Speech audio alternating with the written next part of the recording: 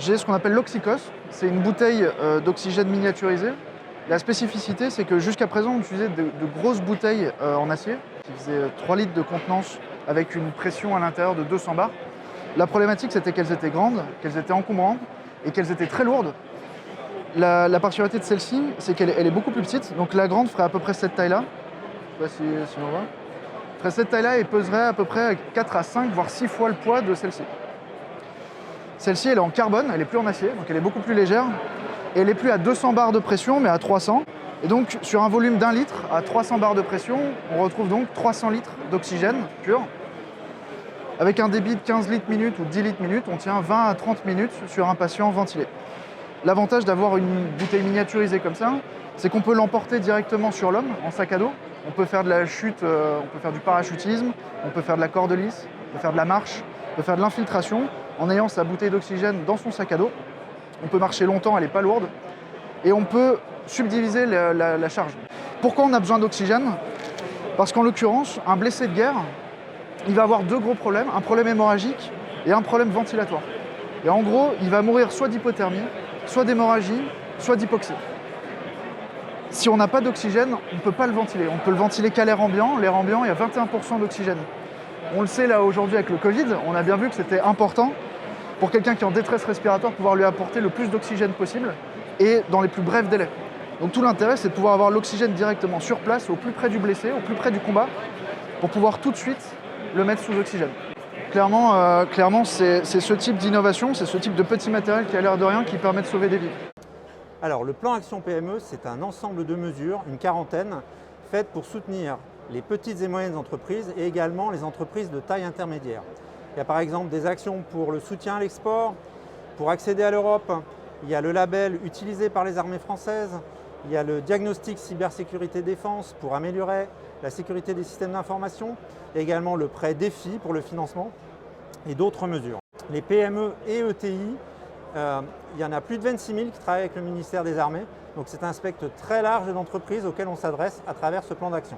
Tout simplement parce que 80% des entreprises présentes ici au SOFIN sont des PME et donc c'est naturellement que nous sommes présents ici pour leur présenter les mesures dont elles peuvent bénéficier. Mon entreprise c'est Agenium, on est une petite PME de 60 personnes sur Toulouse et on est des experts de la simulation en temps réel. On travaille beaucoup avec le ministère des Armées, on fait à peu près 60% de notre chiffre d'affaires avec le ministère. Et dans ce cadre-là, on a récemment demandé le label utilisé par les armées françaises qu'on a réussi à avoir. On a un produit qui est un boîtier GPS en fait, qui permet d'avoir plusieurs entrées, plusieurs sorties et de pouvoir positionner par des entrées diverses les éléments à repérer.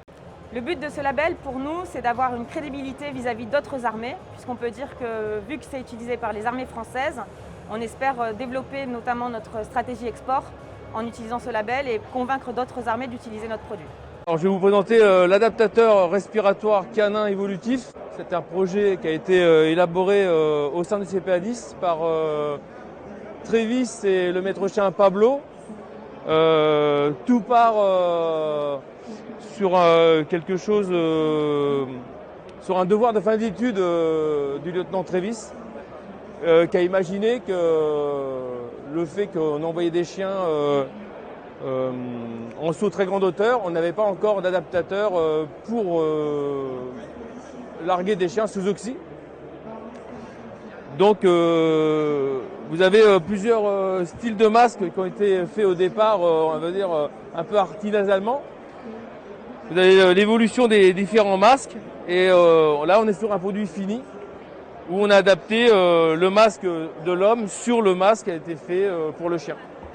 L'idée était que